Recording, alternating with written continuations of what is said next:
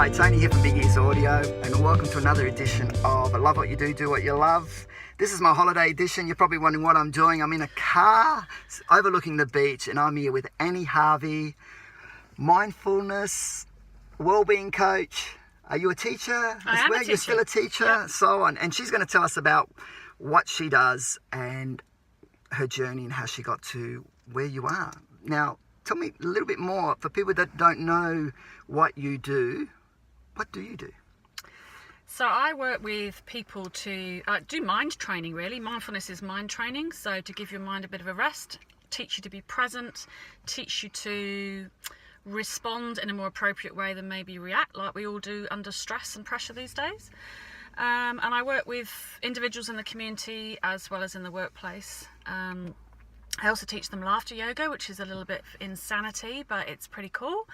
And it's all about working with people on how to make change, or how to cope with change. So we all have changes in our life, small changes where the office furniture might move, up to grief and loss, etc. And it's all about change, and our brain is quite resistant to change. Oh, fantastic. And tell me, how did you get to where you are now? Like, I mean, you're from the UK, so tell me about early days. Like, how did you get to, because obviously this is something that you've always loved doing. Where did you when did it all start to sort of come towards this sort of, you're achieving your goals to where you are now? So I think what I'm probably doing is working with people, teaching them what I've learnt myself. So I don't teach anything unless I've tried it out myself. We all go through challenges in life. My first challenge was my divorce back in the late 90s, and after that I ran away to Spain, literally, a bit like Shirley Valentine. And did you fall in love with a Spaniard? I didn't. Yes. And I ended up going to university and then remarried, found my soulmate, and we ended up emigrating to Australia. And from that point, I've probably, over the challenges, have overcome a lot of those by reading the self-help books that I call them. Yeah. Probably read embarrassingly about 500. Wow. And taken out little bits and pieces from them. Done lots of online courses. Discovered mindfulness for myself to cope with changes in my mum. My mum had Alzheimer's, so to cope with her changes, it was a big change in my life, was to learn to be as present as possible with her. Continue to develop myself, a few more challenges, and now, as I said, I'm just teaching people what I've done myself. So you came to Australia and you became a school teacher, because was that a love of yours? Is that something you did in the UK, or did you come out of the corporate? I came out of corporate originally. I did some English language teaching, so I taught that for about 12 years to kids in Spain and in the UK. But before that, I was in marketing for about 18 years. Wow, so that would have been a high pressure sort of scenario, yeah? Yeah, and very much so culminating that with your divorce and so on, you thought, bang, that's it, I need to change. So you came to Australia, and what gave you the spark to say, hey, I want to teach? What is that something you've always wanted to do? Did you feel that? Yep, very much so. It was from taking my niece back in the UK to school for a month because she broke her leg, and I had to take her in a wheelchair. Took a month off work, took her to school every day, and sat at the back of class and thought, I want to be at the front of the class. I want to be a cool. teacher. So that's how it came.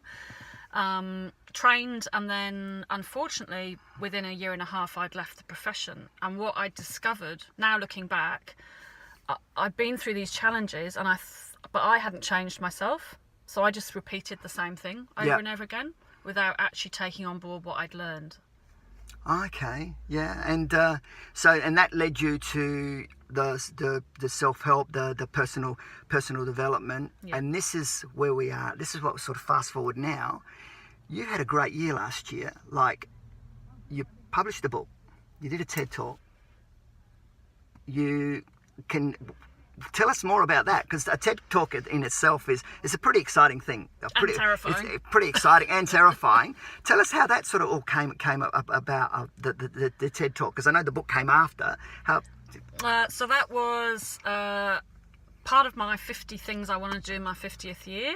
And one of them was to be on a TED stage, or be a speaker. I suppose TED stage is something that everyone wants to be on. And I sent off an application within 5 minutes of the deadline saying that I thought I could get 1,000 people to meditate and laugh in 3 minutes, not expecting to get a spot, and I got a spot.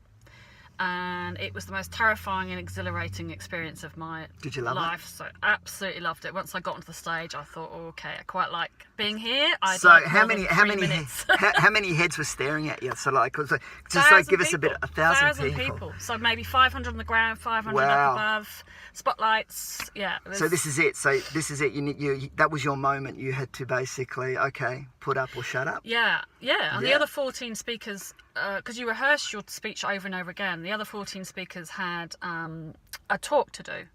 And, you know, obviously people were going to react in the audience, but my nerves came from, I didn't know whether 1,000 people were going to meditate and laugh alongside me. They could have just sat there and gone, who's this woman? Yeah. So that was where my nerves came from, and luckily they all took part. Because the others were speaking to them, you had to get engage them and get a reaction. Yeah. That in itself would have been pretty daunting, because you would have gone with that, well, is this going to work? Isn't it going to work? Yeah. And it worked, yeah.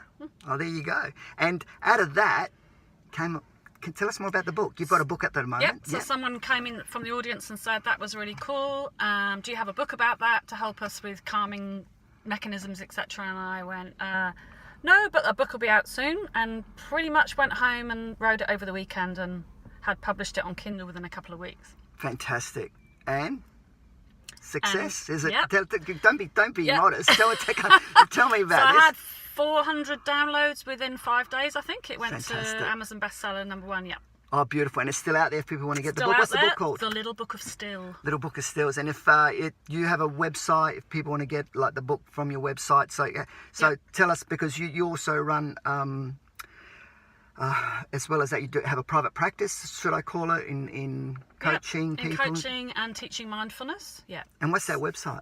It's called Magpie Coaching. Fantastic. Magpie And that's Coaching. going well? It is, yeah. Oh, fantastic. Evolving like I am, I guess. Fantastic. Oh, look, thank you so much, Annie. Thanks for joining me on another edition. And if nobody knows, we're overlooking the beautiful Brighton Beach here in Adelaide. And we'll see you next time. Thanks, Annie.